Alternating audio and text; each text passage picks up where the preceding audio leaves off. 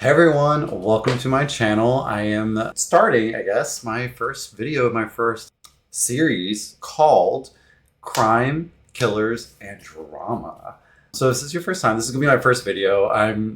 Don't really know what I'm doing yet. I am really just not sure how this is gonna work. So bear with me.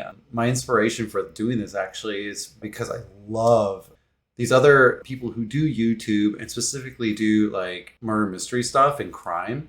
And I'm just so enveloped. And so I'm going to use words that don't mean what they really mean. So don't quote me on things that I necessarily say every time. But I just love digging in the psyche and the background of like why people do crime, killers, psychopaths, cultists, leaders, anything that is just intense in the sense of like crime and like how can people go through these things and do these things. And what like kind of bothers me the most is when I watch these videos, the people that I like to watch, they give their opinion, and sometimes like certain ones I agree with more than the others, and even with the ones I agree with, there are just times I'm like, oh, like no, maybe this is how I feel. So I don't know, I'm feeling inspired. Like I want to make my own series and kind of follow that trend of making crime and killer videos about serial killers, cultist leaders, big baddies, things that, make a really big impact on our society. But anyway, that's enough about why I'm starting this channel. And please bear with me. I know my lighting is terrible, the setting is awful. I'm hoping this will change over time. This is just literally my first video I'm doing. So if you're here today with me and you're watching my video, I appreciate you and thanks for joining. Thanks for watching. I really appreciate it. So let's go and get into it. This is my first video of crime, killers, and drama. We'll see if we'll stick with that name. But okay, so as the title says, this video, my very first video, I want to do something smaller that a lot of people probably haven't heard about. And that's why I decided to do it on this individual. And the first video I'm doing is going to be on technically a serial killer. His name is Vlado Tedeschi. And I'm not sure many people have ever heard of this man before. I was just looking up like nuanced, like underknown or underprivileged is the word I was looking for, but it's not the word I'm looking for. Just not well known killers or like cases before. And I decided to just do one that I felt like would be a cool first intro into this for me. So the first serial killer I'm going to be doing is Vlado Tedeschi, who is from Kosovo. Please bear with my ability to pronounce things too, because this is from a different place. So the language barrier is real here. So he is from Kosovo, SFR, Yugoslavia. And he was born in 1952 in Kosovo, Yugoslavia. Okay. Before I even get into him, I had to like dig into what Yugoslavia was because I remember hearing that word and hearing of that place and I don't hear it anymore. So I'm wondering if like other people felt the same way because I dug in a little bit, and I'm just gonna like share a little bit about Yugoslavia before I go into Vlado. So Vlado Tedeschi is from Yugoslavia, which is originally called Socialist Federal Republic of Yugoslavia. It was actually part of Central and Southeast Europe only since 1945, following World War II. But technically, this place, Yugoslavia, only lasted until 1992, and it was because of intense civil war. Hello. Anyway, a lot of cultural differences, and it actually combines a lot of different countries now, or states. Independent countries is what they call it. And what these countries are now is Slovenia, Croatia, Bosnia, and Herzegovina. Again, I'm American and I speak my English is all I know. Montenegro, Serbia, and North Macedonia. And all of those places combined used to be Yugoslavia until 1992. Apparently, this place used to be called Europe's deadliest armed conflict since World War II. It was marked by many as war crimes, genocide, crimes against humanity, ethnic cleansing, massacres, and even mass wartime rape, which is wild to me. This whole incident with Yugoslavia and their internal war resulted in about 140,000 people dying. I just thought it was fascinating and wanted to dig in a little bit deeper into Yugoslavia because of it. Because I was like, why? What's Yugoslavia? But the story today has nothing to do with that stuff. I'm just sharing some information that I looked up. Sorry. But yeah, so he's from North Macedonia, basically, that part of Yugoslavia. But in 1952, it was technically Yugoslavia. But now we would call it North Macedonia, is where he's from. So let's get into it. Vlado Teneski is an interesting case. He actually is known to be a very well-known journalist. He came from a pretty wealthy family of that area and had a very good upbringing. There's really not that much I can go into when it comes to his family and early life. So the amount of information I found on him is very limited, and I will say that. It seemed like he had a pretty good upbringing. However, there have been notes and there have been people saying that he had a rough time with his mother specifically, and his father was a World War II veteran, and he had some issues after the war. But they really don't go into it, and I really have very limited information. But it specifically said that he had a very rough relationship with his mother. And we'll get into that because you need to remember that. You need to remember that information because we'll get into it. This journalist is wild. Mama issues. He has mama issues. So just a little bit about him. He actually lived in his entire life in the house where he was arrested in. So his whole life he kind of spent in the same home. He's the middle of three. He has an older sister named Tryanka and a younger brother named Lupko. These names, please do not come after me because I cannot pronounce it. All right. Both of parents were of conservative disciplinarians, which sounds to me that they were pretty conservative and they're very much undisciplined. I'm thinking like smacking people and spanking and all that jazz. But I couldn't find any information on specifics of that when they said that. That's all the information I could get. But when someone says conservative and disciplinarian, immediately in my head is like whipped by the belt. I bet he got whipped or hit by a spoon a ton. Hello.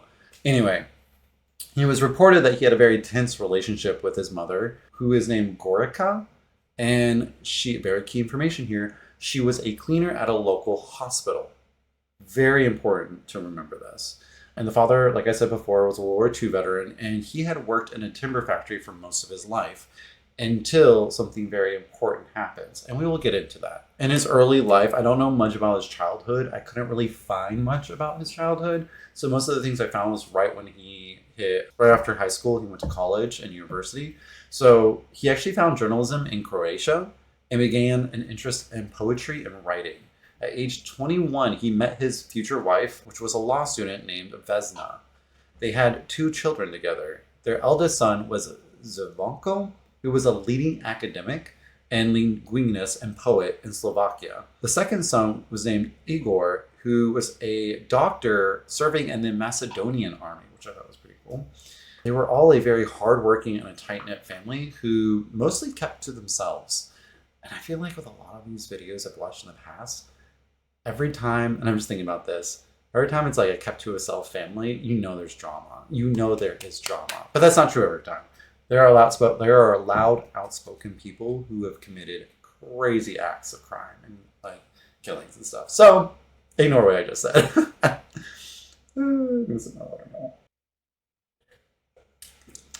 Okay. Originally, though, his, I think, first job, this is what I read, is that he worked at a radio station. Basically, while he was working, his wife, Vesna, was learning to become a lawyer or studying to become a lawyer. And she ended up becoming, which was pretty cool, Kisevos, the area that they're from, first female lawyer. So I was like, you go, girl. Girl boss energy. Yes. Let's go, women. Okay, anyway. So by 1980s, he worked as a reporter for a Skopje-based newspaper called Nova Makedonija and Utrinski Vesnik, where his career spanned for 20 years as a journalist, as a reporter, which was a very long time. So he seemed very intelligent, very hardworking, and very much like a career-focused man. That's like wild to me when you learn about killers and stuff. They live these like normal lives leading up to the killings. And it's crazy to me because Tedeschi was reported as being a very calm, very career focused, but very nice, gentle man. Like no one suspected him of doing anything crazy. And when he finally committed his crimes, it was just like left fucking field. Everyone was like, whoa. Like, dude, you've been having a great job. You got your family. Everything's working out. Like, why now? No one knows. I will tell you that right now. No one understands because, again, I'll get into it. There's a reason why no one found out. And it's a pretty tragic ending. Just saying. But here we are. And now I'm making a video about it. So let's talk about you, Vlado. Just some things about his early life before I go into what he did for his crime that I do think was a pretty big impact to his mental well-being. And these are the few things that I found. So in 2002, his father actually killed himself, and a few months later, his mother accidentally overdosed on medicine. So the father actually committed suicide. Very important as well. Again, remember that fact. His father died. And in 2003, he was laid off from Nova Macedonia, the place he was working at, because of financial problems. Again, did not know about specifics about his financial problems, and I assume it's his financial problems that caused him to be laid off from Nova, or it could have been Nova was having financial problems. Was not clear on which one had financial problems, but there were financial problems in 2003. And then by 2004, his wife received a promotion and moved to Skopje. So they kind of like separated. A separation in any kind of relationship like that, I know can lead down to some depression and some issues mentally. So I never really got more information on that. Everyone kind of thought he was a good guy, even his own wife. And we'll talk about that. But all right, so what did Vlado Tedeschi actually do? You read the title, you kind of got to guess. This dude thought it was a good idea to literally go out and commit murders himself to then be able to write about it and get noticed. Like, tell me you're committed to your job without telling me you're committed to your job. Like, he's literally willing to kill for it. I mean, I guess there's jobs out there where you can kill when you're supposed to. Like the military, or like if you're an assassin. I love thinking of James Bond. Every time I think of this, I always think of like a big titty, like red dress girl, beautiful makeup, hair. She's like, I'm gonna get you. And you're like, and the guy's like, oh God, she's into me, but she really meant yeah. Anyway, I'm off the trail. So Vlado Tedeschi committed supposedly four murders in order to get attention for his articles. That's literally why he did it. He was so desperate to get noticed as a writer that he went out and committed his own crimes and then wrote about them. And the reason he got caught is because he knew too fucking much. He knew too much about the crimes. Like, the cops knew. They're like, what? Like, no one else is writing about this. How do you know about this? This is crazy. The motherfucker was writing about the crimes in detail before anyone even knew about the details. Like, I don't know. I feel like the older you get, you might slip up a little bit, or it's just as humans we slip up. Like, how can you be this smart and also be this stupid? Like, girl. It's like you spread the drama. You're like the source of the drama and the tea, and you're lying about this drama about Becky saying this to Jesse, but you're the one who said it. Then later on saying like, oh no, I said it to Jesse. Like, you called yourself out. You called yourself out. Don't do that. Don't do that. Anyway, I'm going to actually start with one of the articles he wrote in quotes. I will read it for you guys word by word from when he was working at Nova Macedonia, Monday, 19 May 2008, about one of his, killings. Keep in mind like what he actually wrote. It's interesting because this is literally about one of the killings he did, and for him to even know this stuff, I'm curious if you guys can find out the specifics he wrote that the police caught on to. So, in quotes, the people of Kosovo live in fear and panic after another butchered body of a woman from a town was found this weekend. The local police, but the citizens too, see the mysterious disappearance and hideous deaths of Zviana Tamelkowska and Lubjika Lukowska as an act of the same man, a serial killer. Police sources confirmed the existence of a serial murderer in the town based on the fact that the women were tortured and killed in the same way, which eliminates the possibility that this has been done by different people. The Ministry of Interior says that they have several suspects, all inhabitants of Kosovo. They were brought in for questioning, but released afterwards. They confirmed that in both murders, that there were traces left by the killers that are currently being analyzed. The massacred body of Zivana Tomaleska was found on Friday on a dump close to the football stadium of Kosovo. The body was wrapped in transparent nylon bag and tied with a telephone cable, which was previously used to strangle the poor woman. The corpse was given to forensic examiners who determined that Tamelkoska was severely beaten, mutilated, and then strangled. According to the autopsy, she was killed on the same day she disappeared. We are talking about a violent death caused in an exceptionally monstrous way, said police spokesman Ivo Kudvesi. The body of a victim has a large number of external and internal injuries. End quote. Do you think you know the specifics that he had said that made him get caught? You'll find out. There was 3 that were for sure identified and committed for from Vlado Tedeschi, but there was one other that they were actually planning on bringing to him in trial in order to make sure, like, basically they needed to try him for that last killing, and they were going to bring it to court, but something happened and they never got that information. First one was Miltra Siljanowska. She was 64 years old, and she had disappeared on November 16, 2004 on a trip to the market. There was no sign of violent struggle or forced entry into the building. She was actually found 2 months later on January 12, 2005, with her naked body wrapped in plastic in a hole at the base of a steel stanchion that formed part of a new sports center being built in the town. Her legs had been tied with telephone cables, and she had been placed in an upright position. She was also covered in cloths, rubbish, waste material, and heavy stones. Forensic examination studied her. They found that she had been beaten, raped, and strangled with a telephone cord used to bind her legs.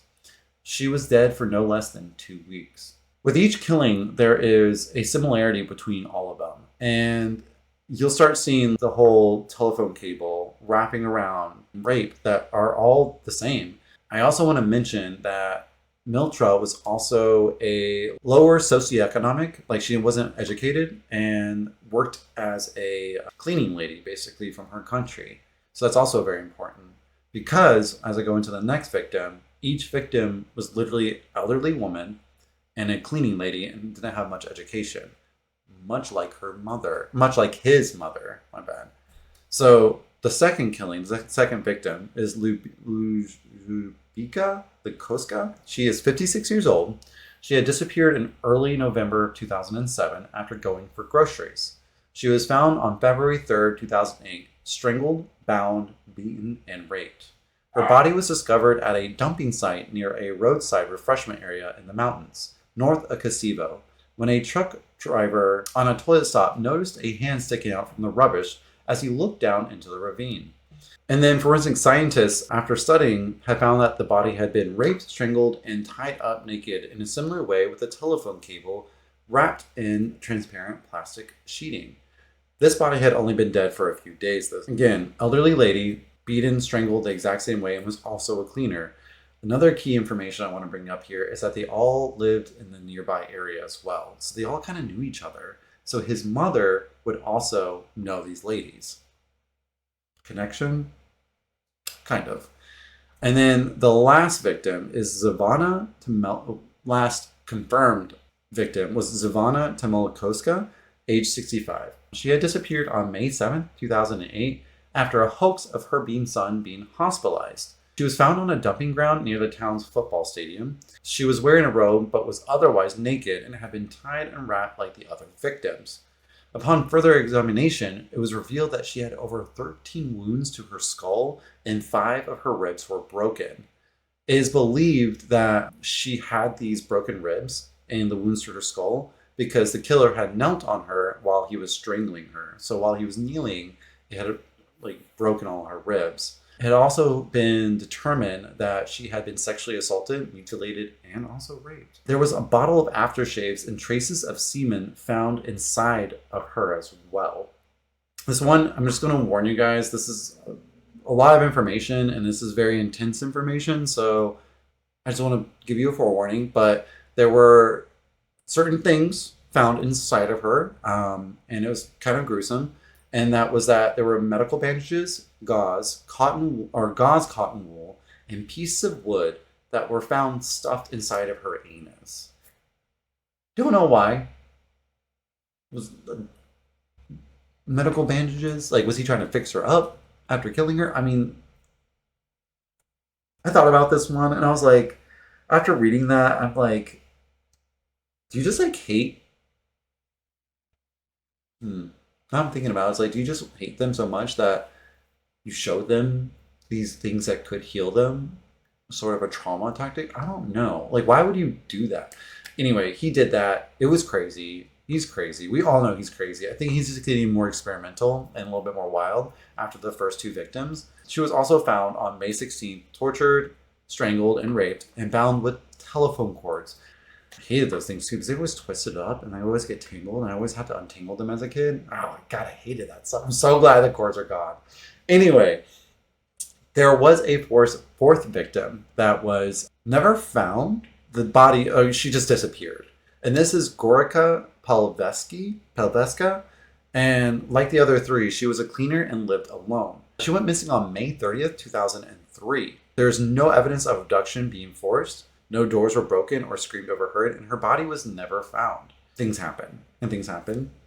As I said, all these women were poor, uneducated cleaners, which also is how Tedeschi's mother had earned a living. The victims had known Tedeschi's mother personally, which could have been a reason for the selection for the victims by Tedeschi. And as a journalist, he had the privilege of closely monitoring the investigation and contacting without any problems the families of the victims that he had killed or was planning to kill. So I think that's really important as well, that he was so respected and his job itself allowed him access to a lot of avenues of information and stalking, collecting information for him to be able to plan his next killing. So that's pretty important. How he got caught was that investigation part, is that Tedeschi came under suspicion for murder after having writing articles about 3 murders and was questioned on several occasions. According to police, Tedeschi's articles contained information which had not been released to the public.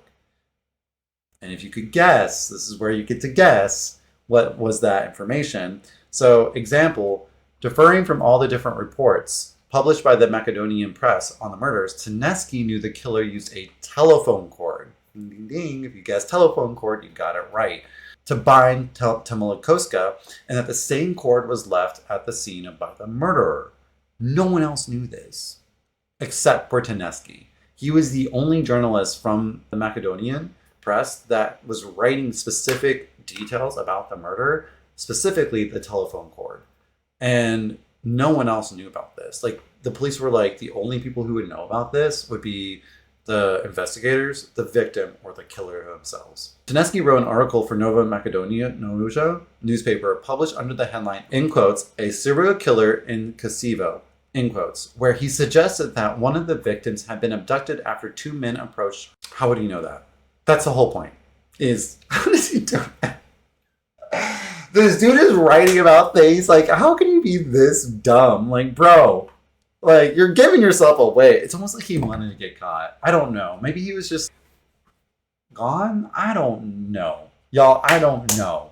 But why would you write in so much detail as the killer, you giving them the suggestion of what the killer is thinking about and coming up with in order to convince the victim to get out of their house? Like, how would you know that? I feel like if I was writing about someone who killed somebody, I would be like, oh, I guess, how did they get them out? Like, how did they get them out of the house? How did they capture them? You know, you make assumptions or you make guesses. But this dude was straight up just saying it. He was like, no, this is what the killer thought. Like, oh, this is what they're thinking because I am the one. Like, that's crazy. Tedeschi, after basically giving himself away, was arrested on June 20th, 2008 at his home. Tedeschi was never given information that he was a potential suspect by the police. Tedeschi put up no resistance and was quickly taken away to the local police for questioning.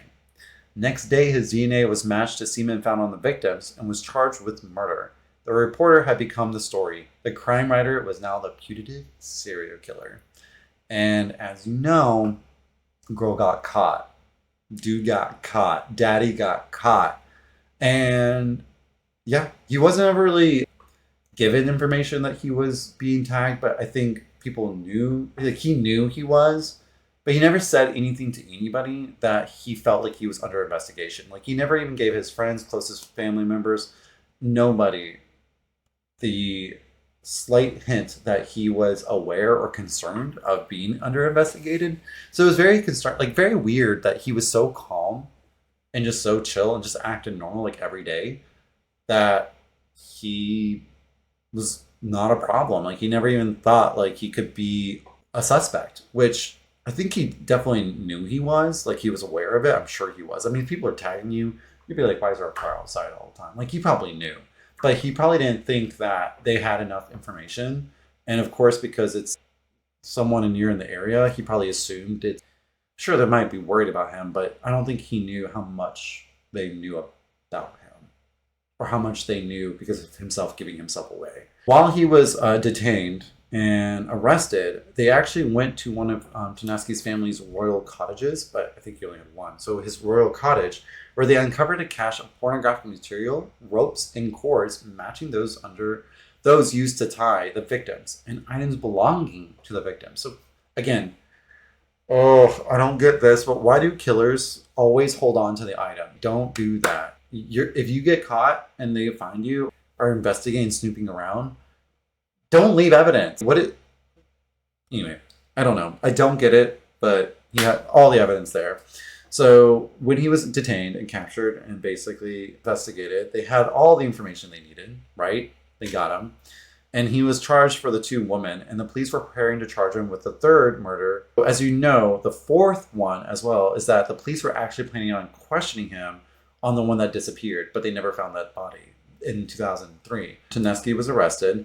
He was such a high profile prisoner because he was so well respected, had a good job, was intelligent, was educated, had a home, and was accused of a serious crime. He would be treated as a careful attention in the British prison. He was accused of rape, torture, and murder that put potential harm to himself and by other prisoners. Because apparently when you go to prison, if the prisoners find out the reasons why you're in prison, it can cause a lot of problems, especially if they find out what you did. I don't know the prison logistics. I don't know how they think. They were worried about that. The whole point is the prison system was very worried for Tedeschi's safety because of the murders that he had done. So because of overcrowding, Tedeschi was placed in a cell shared with 3 others. 2 of the prisoners were of 22-year-old Ademi and 28 Albert, who were irregularities surrounding the parliamentary elections that were beginning in June. The third was a 49-year-old Farizi, who was facing trials for poisoning and murdering of a 14-year-old girl. According to Tetova, which is the prison that he went to, Governor Marumi Tafiki, Tedeschi looked healthy and showed no signs of depression or a tendency for suicide. He was communicating well with his fellow cellmates. He, in quotes, this is what the governor was saying, in quotes, he said he ate all his meals and acted normally. The only thing he didn't do was take the opportunity for a short walk in the prison yard. What happened later remains a mystery, in quotes, by Tafiki. It was said that the prisoners were given bottles for drinking and plastic buckets of tap water for washing. You can kind of guess where this is going. One of his cellmates had been asleep, except for one was awoken by the sound of running water, and then Tedeschi was not in his bed. When he went to the bathroom, he had discovered and found out that Tedeschi was there, but unconscious. He called for the guards, and the guards had come, and shortly after they found that Tedeschi was passed out completely.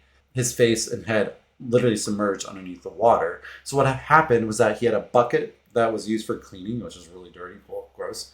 He had apparently put his head in the water, shoved it into the sink, underneath the sink, so the pipe of the sink was like above his head, had turned the water on so his cellmates couldn't hear like what was going on or his reactions to things. So he shoved his face into the bucket of water, and then put the bucket of water underneath the pipe of the sink, ran the water, and then drowned himself. That's what he did.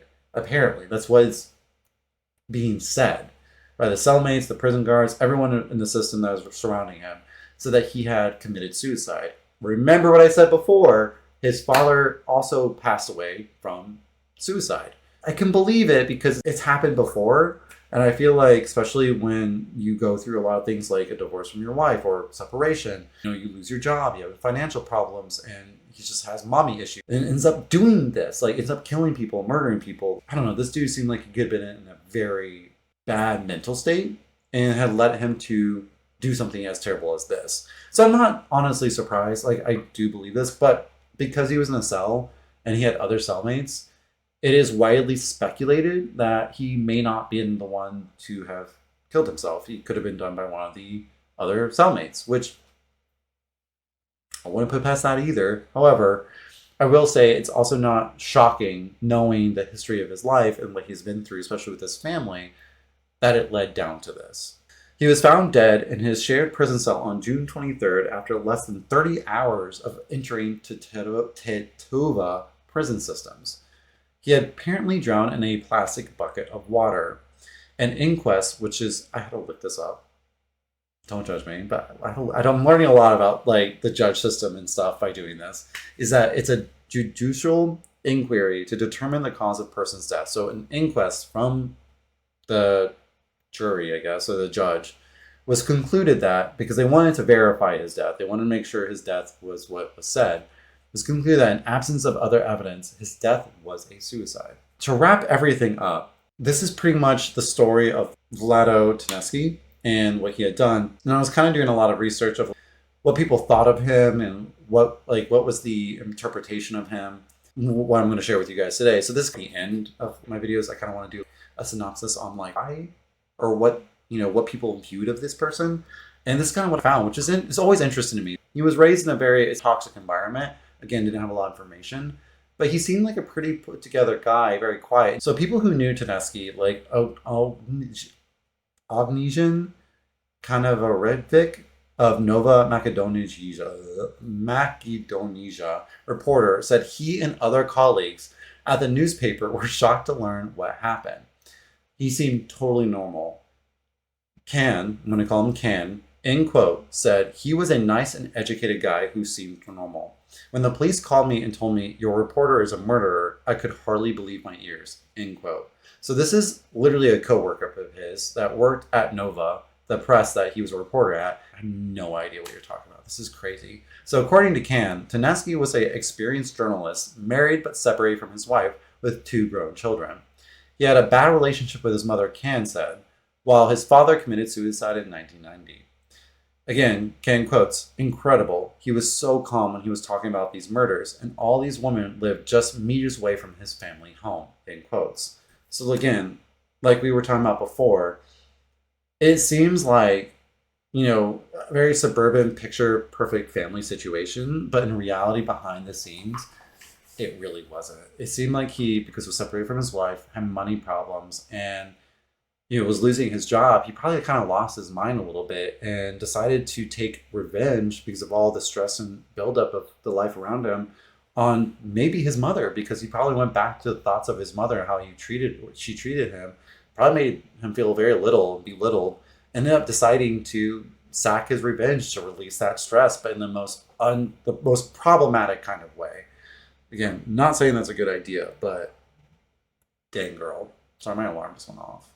Because I usually stream video games and stuff on Twitch. But anyway, the editor-in-chief at Utrinsky Vesnik called Ljuboka Popsviki, which was another newspaper where Tedeschi worked at, said he was an extremely quiet man. So Pop, we call him Pop, was saying that he saw him as a very quiet man, Tedeschi.